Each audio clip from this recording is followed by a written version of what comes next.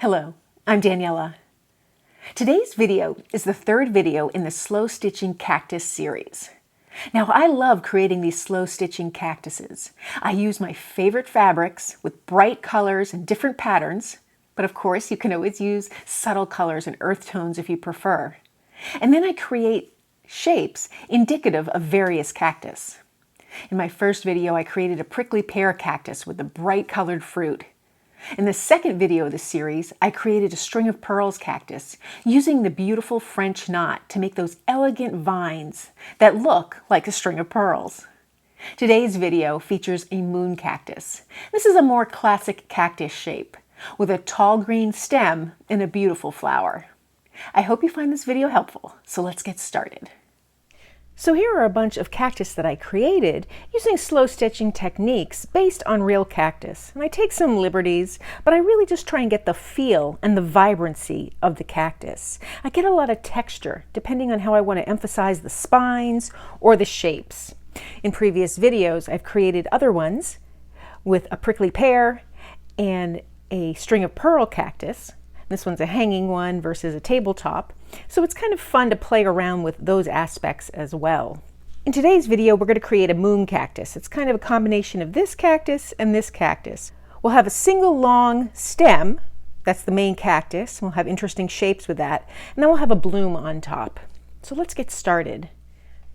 So as always, I start with my background piece, and it's a page about 5 by 7, but this project lends itself to any size that you'd like to make. For my flower pot though, I'm going to choose a fun fabric here, this printed fabric. And then I have my dark green here. That's going to be the actual cactus itself. And these are the fun ways to start this project.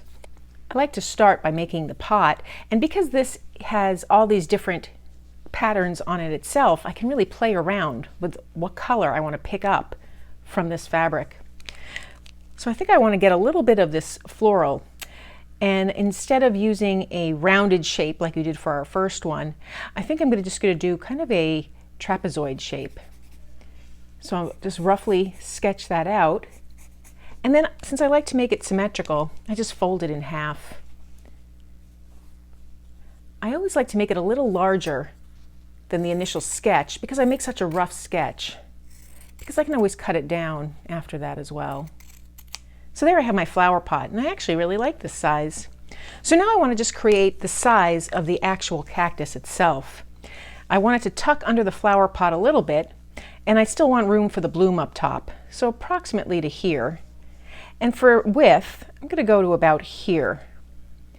So I'll just cut out a very easy rectangle. Again, a very simple design, and I'll go a little larger than I intended. And then because of this moon cactus, it's not perfectly straight. It has some edges that almost scallop, very large scallops. And the top is a resting place for the bloom. So I'll make the top just a little bit smaller. I'll just round that out. And then I can make my large scallops. And I can make them sharp or smooth. I like the way it looks smooth. So I have my cactus and my pot. And now I'll just play around with the placement, just so I get it exactly as I want. And that's good, and that gives me area to make that bloom up top. For the bloom, I have two colors, two bright colors. They coordinate with the pot, but they're also very bright and fuchsia-y, just like they would be on the moon cactus. I'm going to pin these two fabric scraps in place, and immediately I'm going to start by stitching around the fabric pot. I have some embroidery floss and only 2 strands. I don't want that to really stand out. I did choose to use a red embroidery floss because it picks up on the bold colors. But that's the only reason. I could use any color, and I just didn't want a lot of texture. I wanted the main focus to be the cactus and the bloom. So I'll stitch around the pot, and then we'll start on our cactus. So I've stitched around the outline of the pot here. I'm going to take some green thread and stitch around the outline of this cactus as well as down the center because I want it to have a 3-dimensional effect.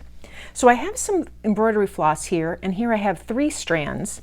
It's just a less thick texture than using all 6, but I use all six quite frequently. It's just a different look. And that's the beauty of this. You get a lot of uses out of a single strand of floss. There are a lot of variations, and they can vary with the project you're working on. So I'll stitch all the way around this cactus and show you the results. So now that I have both the main cactus as well as the planter stitched down, I get to start embellishing it and creating that top blossom. So to create the top blossom, I like to just roughly sketch a little circle depending on how large I want it to be. So I'm just going to sketch it here, and this is just a guide. And then I know that I want to put little spines on the cactus, but I'm just going to do it strategically at little spots. So maybe I'll do 3 on either side. And I kind of line them up more or less. And I'll do the same thing going down the center. I'm going to start with the spines. I chose to use some pearl thread in just an off-white. So to do that, I'm just going to create kind of a V. So I'll stitch 1 stitch, and I'm going to come just inside the cactus. And then I'll come right next to it, very close, not in the same hole that I came out, but very close. And I'll stitch that second spine. And then I'll continue to move down the cactus, stitching those spines. So I'll do it on both sides and down the center. And then this starts to make the cactus really come to life. It doesn't really show up on the background that I chose, but that's okay. I could use black if I really want some more contrast. But I just like the way it shows against the green. I think that's a very interesting effect, and it kind of leads your eye off the page. You're not being overpowered by it.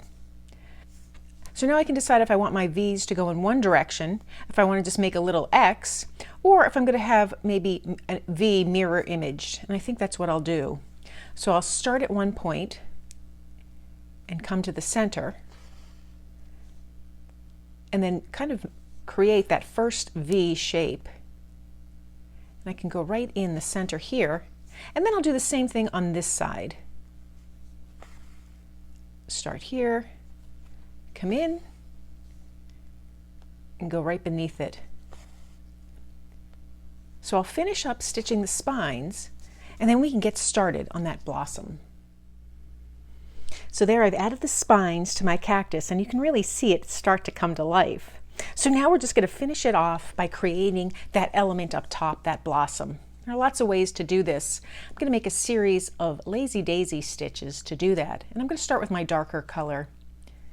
It's just slightly darker. And I'll start on one side. And again, I'll take my marker pen here and make a smaller ring, because that's going to be the blossom with the darker color. So I'm going to start right in the center of the top of the cactus, and I'll create a loop to make my lazy daisy stitch, and I want the end to be right on that inner ring. So I create that loop, pull it gently, and then just stitch over it, just so that it's over that inner ring. Then I'll come back, can adjust it accordingly, come back to the center, just above where I started, create another loop, and this time I'm going to go straight up, and again I go right to that ring, making sure that that loop wraps around that ring, pulling it snug and stitching it down, and I'll do one more on the side here to mirror this image. Come down, have my needle come out on that outer ring, and gently pull. And then I'll stitch it down just to hold it in place. So now I have 3 really nice loops. I'm going to come up in the center here in between our first 2 loops that we made.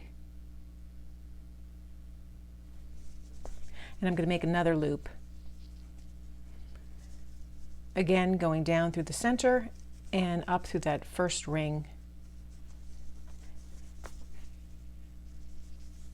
Stitch down And I'll do one more over here on the other side just to make it symmetrical.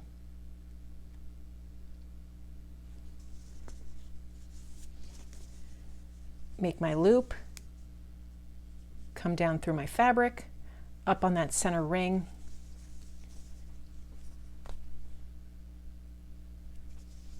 and then I stitch to hold it in place.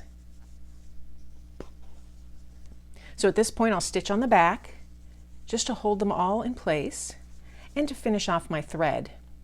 If you want to add more loops with the color, your first color, go right ahead, and you can obviously change this up to use multiple colors, but I'm really liking the way that looks. It echoes the shape of the cactus and it's a good starting point. So now I'm going to take my color that's just slightly lighter, and I'm going to come in here a little bit away from the center, but still underneath that first loop. And I'll create a loop. This one's going to be really large, and it's going to go out to the outer ring, another lazy daisy stitch.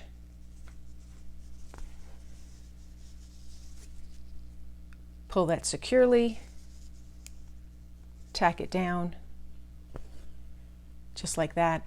And now I'm going to work my way in between all these stitches with this larger stitch. I'm going to come over here, just use my fingers to hold the two loops apart and create a stitch, another loop. They're all following that outer curve, so we'll get that directional shape that I'm looking for. So I'll continue to stitch these and show you the results. So there, I've taken an iron, I've gotten rid of my pen marks. I have my Lazy Daisy flower bloom up here with the two colors. If you wanted, you could go in there and add more loops. I just happen to like the balance that I'm seeing there. I have the beautiful shaped moon cactus and then that interesting pot. I wanted to show you the back of my work as well, so you can see where the stitches are. Now you don't have to stop there. You can continue to add stitches around your work. You can add ribbons and trim and other pieces of fabric collage. Choices are yours. So that's how I create the moon cactus. I incorporate some Lazy Daisy stitches to make that blossom, and then I cut my shape of the fabric to make that very interesting cactus plant itself. I really like this series, and I'm developing quite a few little cactuses to add to my book. If you have any cactuses that you'd like to see immortalized in fabric, please comment below and I'll see what I can do about creating a video to add to my cactus notebook. If you found this video helpful, please give it a thumbs up and be sure to subscribe. Thanks for joining me today.